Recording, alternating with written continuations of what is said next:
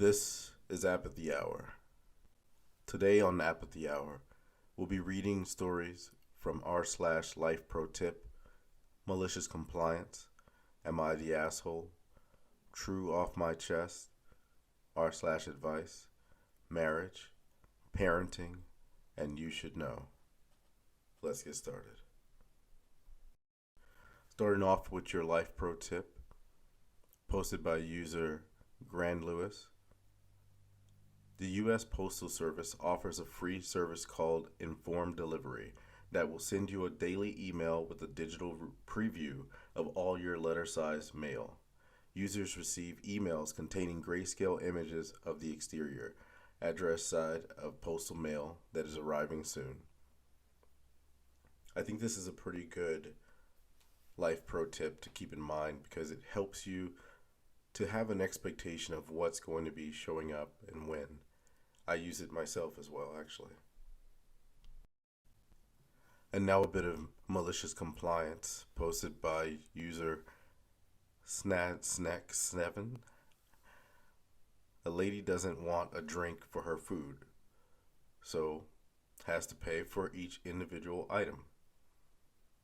I worked at a KFC for about 6 months as my first job, and this happened towards the end of my stay.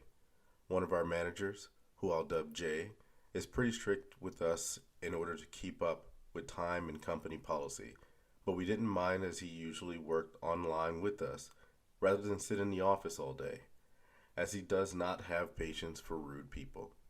And on one typical military payday Friday, in towns next to military bases all soldiers come in force on payday, we were slammed and he was working register when a lady orders one of our 12-piece buckets, biscuits and all. Now usually you can save some money by ordering them as a meal, gives you a drink as well. So as usual, he asks what drink she wants, intending to make it a meal automatically. She declines the drinks. He tries to explain, "Ma'am, if we make it a meal, you'll," and she cuts him off with, "I don't care. I don't need drinks." As I said before, he hates rude people, so he immediately shuts up, smiles to me. It says, user Sandsnake7, "Can I get a 12-piece family fill-up? And don't worry about the drinks." Before turning to her and finishing the order, which took a moment as we couldn't simply press the combo button anymore, he then had to ring up every single item individually, which racks up the price given the amount of items, and then finishes the order, which was well above what the normal price would be. It initially went off without a hitch, but unfortunately for us at the time, retelling a funny story later wasn't really a thought at the time. Rather, we just wanted to keep the line moving. The family behind her ordered another 12-piece family fill-up, but they ordered the combo. As Jay was finishing up the second family order, the first one stepped aside to check the bags for everything. Then they hear the price. Jay rang the second family for almost half the price of theirs, and she storms over. "How come theirs is so cheap? We ordered the same thing," she asked. To which Jay replies, wearing the standard issue customer service smile, "You said you didn't want no combo." "Ma'am, so I rang them up individually." "Ma'am, so you paid for them, not as a combo, but as the order you insisted on me making, ma'am." She then asked for the manager, claiming we were scamming her, to which Jay responds by walking behind the door and coming back 2 seconds later wearing his manager vest. And Jay says, "Hello, I heard we had a problem and I came to see what I can help with." She grabs her food and leaves. What's funny about this story is the fact that he kept addressing her as ma'am. It seems like there may have been more interaction that we didn't quite hear about just because of context and length of trying to write it all out. But I remember times when you would encounter people where you just get that vibe that you can't reason with them because no logical argument is going to affect anything but their attitude becoming more aggressive. So I kind of got that sense here when he was mentioning ma'am every time. And next we move on to Am I the Asshole? posted by user technical_spread1810. Am I the asshole for walking out of my sister's wedding after she tried to use me as free childcare?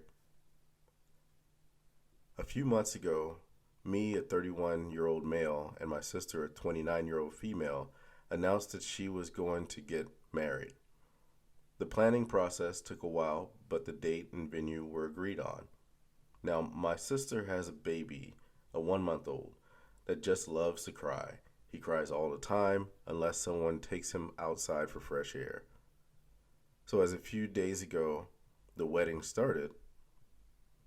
Because I was out town, I missed the night before the wedding, basically a get-together period for family members and a big party, but showed up for the ceremony and reception. The second I got there, my sister asked me to take the baby outside in order to calm him down. I agreed because the ceremony hadn't started yet, but she asked me to take the baby outside again a while later. When I asked why the baby didn't have a sitter, she said that they spent all the money on the ceremony and parties. I was kind of annoyed because I wanted to sit in on the ceremony, but just about everyone jumped on me telling me to do my sister a favor and that it was her day. I asked her about when I was expected to take the baby out for fresh air, and she gave me this huge list of times that basically meant I missed out on all the important parts. I wouldn't be there for the exchanging of vows, the reception, the aisle walk, the readings, the kiss, etc. I figured out that in total, I would have about 30 minutes actually sitting inside, and the rest was just about the baby.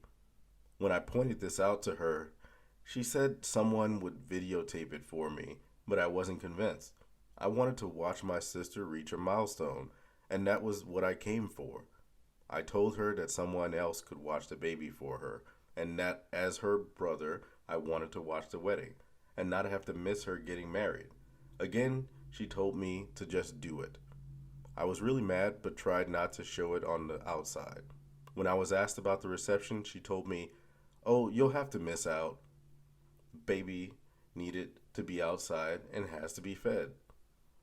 That was the final straw, and when my mother was holding the baby, I slipped out and just left. The next day, I get a call from my sister, and she's screaming about how I ruined her wedding and how the baby wouldn't stop crying. I told her that I left because she treated me like a babysitter instead of a guest or / family member, and said that it was her fault if she couldn't get a nanny or ask a friend to do it. Since then, I've been nuked with calls from family calling me selfish and telling me that I'm effectively disowned unless I apologize. I see no reason to. Am I the asshole? Hey OP, when I first read this story, I remember wondering, wait a minute, how old are you again? Because the way that it sounds like you were being treated like a kid or like a teenage little brother that was expected to just kind of help out for your sister. But no, you're an adult, and there was no expectation prior to that you would just be a babysitter instead of actually being a guest at the wedding. So as an adult going to a wedding, I would think it's reasonable to be a bit annoyed, if not frustrated enough to even leave, by being told that you're basically going to be missing out on the event that you came for just to be a babysitter. So no, you're not the asshole. Moving on to a TrueOffMyChest story posted by user extential_blues. My best friend invited me over to her house on my birthday. It turned out to be one of the most humiliating experiences of my life. I quit using heroin after an overdose. When I was found, I was blue and not breathing. 911 was called and she instructed the caller to initiate CPR. I don't know how long it took for the ambulance and paramedics to arrive. I do remember that they told me they ran out of Narcan because the first 6 doses didn't help.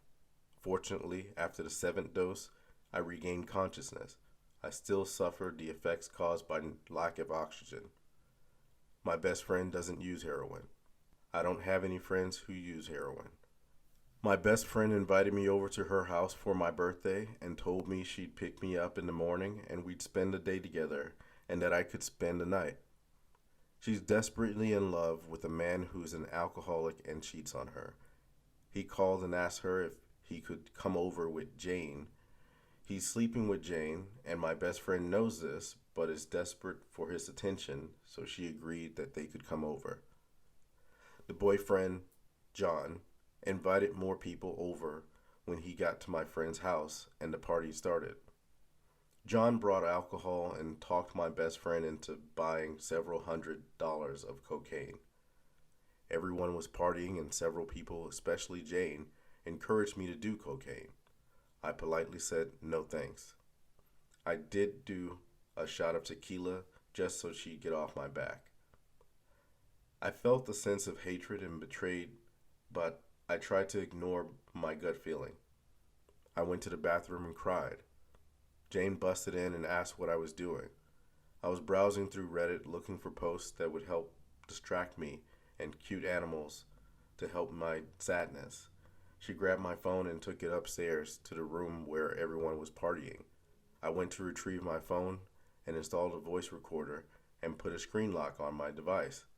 After leaving the room, Jane told everyone that I was texting a dealer and asking for heroin. My best friend didn't stand up for me. She joined the rest of the people who were too happy at the thought of me using again. I know I'll die if I use again. I love not being hooked on that poison. It was a miserable existence. Jane is majoring in psychology, and I feel absolutely horrible for anyone she tries to help in the future. OP, first and foremost, congratulations on overcoming your addiction and not being influenced by people around you to relapse into using.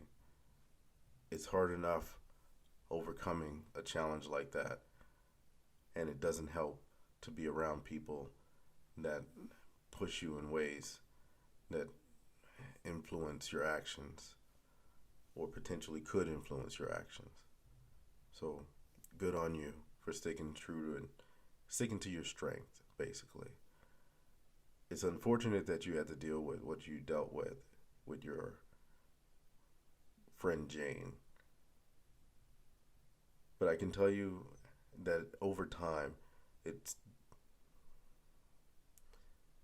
there are better people out there, and sometimes moving on to a new friend circle, meeting new people, or even spending some time growing on your own individually will help put you in a better position to have people around you that are more positive and supportive instead of destructive, as it sounds like these people may have been. Moving on to a story on r/advice posted by user Zanti My boyfriend has a weird relationship with his daughter. I'm a 32-year-old female, and my boyfriend, a 36-year-old male, has a weird relationship with his 17-year-old female daughter. I've been with my boyfriend for a year. We met 2 years ago when I used to work in his office, but we only started dating after I quit. I've noticed that him and his daughter are very close, like creepy close. They cuddle a lot. Almost every time they're together, she's next to him cuddling. She walks around the house in her underwear, even when I'm there, and they're usually very revealing. They text a lot. Even when he's with me, he's always texting his daughter. I don't know what about. I haven't checked his phone, but he's always smiling when he does. She gives him back massages. My boyfriend had a car accident a couple years ago and has extreme back pains and uses some heat cream to help with his pain. She's the one that always applies it, but not just that, she gives him back massages. They spend a lot of time together. Whenever he goes to do something, cars and coffee, shopping, gym, etc., she goes with him. There's a lot more other small things that I just get a weird feeling about this. We don't live together. I spend a few nights a week at his house and he at mine. He has full custody of his daughter, something to do with his ex-wife having drug problems. I don't know the exact details. Am I overreacting, or is there something to it? I don't want to just confront him in case it's all in my head. Overall, he's a great guy. He's very caring, patient, and it looks like he's a good dad, but their relationship isn't a natural one. and there's an update that the user posted. I checked his phone while he was in the toilet. I didn't see anything very inappropriate in the text between them, but they talk a lot about her shopping, her clothes, and the games they both play. What I found strange is that he sends her a lot of money. Like, she shows him dresses that are $1,000+ and he just sends her the money. And this is like every couple days. They also talk a lot about motorcycles. Update number 2. I appreciate everyone's response to this. I realize that I'm seeing things that are not there. I guess I am a bit jealous. I wish he would spend more time with me rather than his daughter. I grew up without a father, so their relationship just seems odd to me. I specifically included these updates to this post because it's a clear example of how things can be taken out of context if the whole picture isn't presented. It seems early on that the poster may originally have thought there was some type of inappropriate relationship between the boyfriend and the daughter, but over time it became clear that they just have their own type of relationship. And I imagine that many people have relationships with friends or family that are not inappropriate but just may seem odd if looked out of context from others that are outside of that relationship. It's good to get the whole picture, to really get to know people and to understand everything in the full story before coming to some type of judgment or making baseless accusations. OP, despite the fact that you may have had some suspicions early on just by the way that you were feeling about their relationship, it's good on you that you took the time to gather your thoughts and see if there may be an outside perspective to give you further clarity on things. My only advice would be to continue supporting that relationship that they have together, and in due time you may actually be a part of that family so that you can experience the same things that you're seeing on the outside looking in. Our next story is from r/marriage, posted by user SouthDiscussion4539. Should I be paying for my wife's girls' trips and all her friends too? My first post ever. My wife and I have been married for 20 years in March. 4 kids, single family income. I earn well. Work for a large corporation. Clear $500K on a regular. We moved to a new city about 5 years ago, and my wife quickly established a new group of friends. I like her friends, they're good people, and we genuinely enjoy their company. Nothing really destructive, and her friends are generally good and supportive. 2 years ago, my wife went on a week-long trip with her girlfriends. They went to a South American country, all expenses paid. The entire vacation was paid for by us, my wife and I. I didn't know it at the time that I was paying for it. I only found out about it after the fact. Nice house, excursions, private chef, etc. My wife was working for someone flipping houses and earned about $4K of the $7,500 price tag. My wife has been a stay-at-home mom since our oldest was born in 2006. Her girlfriends all have varying backgrounds, and their husbands do everything from managing restaurants to construction. Differing levels of income. The girlfriends would have never been able to afford the trip if they were required to cover the cost themselves. My wife wants to do another trip at the end of this year, and she wants to take an early dispersion from her inheritance to pay for it. I'm absolutely struggling with it. I'm jealous because she wants to plan these amazing vacations with her girlfriends, and at the same time, I'm super pissed that she wants to use our money to pay for all of them to go. I'm open to suggestions and advice, but I'm feeling like crap because I'm feeling abandoned and taken advantage of. Help? I'm a firm believer in the fact that communication is key in any relationship, be it business or personal. And in this case, of course, speaking with your wife about the situation and how you feel about it would help.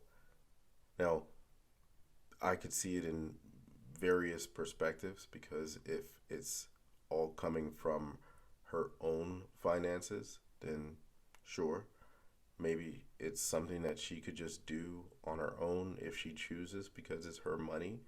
At the same time, if it's something that may be coming from joint finances, then it's something worth having a discussion and seeing if maybe the friends could chip in a bit more or at all to so you're not carrying the full burden of that cost for the excursion. In the end, it really does come down to what you feel comfortable with, what you and your wife's relationship to finances are, and how comfortable and how it may affect you guys long term for your family and your lifestyle. This is where talks are key. Our next story comes from r/parenting, posted by user Cray Chicken Lay. Am I just lazy and weak, or is parenting seriously effing hard? Y'all, I'm sending an SOS. I am drowning. My 2-year-old is really sick with COVID. I am really sick with a lung infection after finally shaking off COVID. My husband is sick with the flu. We are just surviving on subpar oven french fries and freeze pops watching Peppa the Pig all day. Please tell me others go through this and think parenting is awful, but they just never let the words leave their mouths. Why am I the only one over here complaining? And in the comments, posted by user Geyer and underscore Gimbal, it's impossibly hard when everyone is sick. Sometimes it's just impossible. I once received an emergency call from my friends who had a 4-month-old baby. They both had nasty gastroenteritis and were completely unable to care for their little boy. We weren't super close, but I was their only friend in the city. They felt bad asking me to come over and risk infection, but they had no other option. But for me, it was an honor to help. I went over and spent a day and a night caring for the baby in the living room while they lay in their bedroom repeatedly vomiting. Yikes. I guess the point of this is that you mustn't worry about asking friends, even non-close ones, and family for help. Yeah, OP, it's not easy to ask for help in general, and then when it comes down to being sick, you know that you can't do much for yourself, and I think that in general everyone has a tough time asking others to do stuff for them instead of, just not wanting to be a burden basically. But in sometimes you just need help and things can get tough. And even if you don't have friends or family, asking someone that you at least can trust could come down to being a big lifesaver in times when you really are in need. And yeah, there are some people out there like the commenter mentioned that really would feel honored to be able to help out. I'm one of those. I have a friend that has like 5 kids, and if they ever needed anything, I wouldn't even question it. I would just help because I imagine that they're dealing with quite a bit. So, yeah. Parenting isn't easy. Raising a family isn't easy. And I'm guessing that's why that phrase, "it takes a village," exists. And finally, you should know. Posted by user Harbinger X111. You should know that buying a used car from a rental car company or a shady dealership could likely have a GPS tracker installed. Why you should know? I work at one of the biggest national used car dealerships in the U.S. as a mechanic refurbishing used cars. Often enough, I receive work orders to remove aftermarket GPS trackers, and those vehicles disproportionately have been brought from rental car companies or local independent dealerships. The GPS trackers only require a switched 12-volt source for power and use an internal battery for when the vehicle is turned off. Most common locations in my experience are under the driver's side dash around the steering column or OBD connector and behind the driver's side kick panel, where you usually rest your left foot. It is also common to be installed in the engine bay in vicinity of the battery. Edit, I should mention that most of these GPS trackers are probably deactivated and no longer actively tracking the vehicle's location regardless. I feel like you should all know that it could be installed and should be removed if it is. In case anyone has doubts about the facts that OP believes that we should know, here's a news story detailing a little bit more information about the subject. NBC 10 investigator Mitch Blocker joining us now. And Mitch, you discovered Barnes' financial troubles may have been his downfall. Exactly. Specifically, his bad credit. Police found him because they were able to track his car, and we learned the reason his car had a GPS device at all was because his lender did not trust him to pay off his car loan. The NBC 10 investigators found Delvin Barnes' capture may have been in the works since 2002. That's when he first defaulted on a loan, which led him to file bankruptcy. His ruined credit made it nearly impossible for him to get a car loan. This is your actual GPS unit. Which is why he had a GPS device like this one installed without his knowledge. We're going to show you how to put the device in. Companies like Phoenix-based GPS and Track help lenders keep track of high-risk property. Michael Fisher runs the company and spoke with us over the phone. A lot of vehicles being financed through smaller dealerships are going to use these for protection of their vehicle or their asset. Fisher said the GPS devices his company installs across the country only show a car's location once a day, but if necessary can track cars in real time. It just updates once a day, and they could care less where the vehicle is at or what the customer is doing.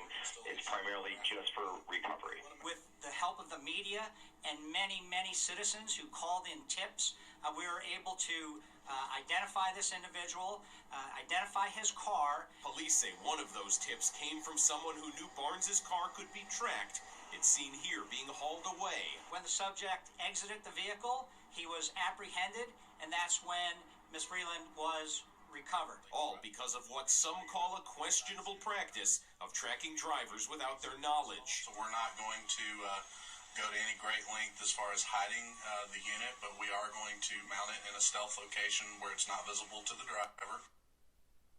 Now again, these GPS devices, they're mostly installed in cars. If the owner has bad credit, the device's manufacturer says police can specifically track a vehicle if they wanted to, but dealers, they rarely, if ever, do. And this is not illegal. It is all authorized in the fine print. For the investigators, I'm Mitch Blocker, NBC 10 News. That's it for this episode. Stay tuned and keep an eye out for the new episodes coming soon. Thank you for listening.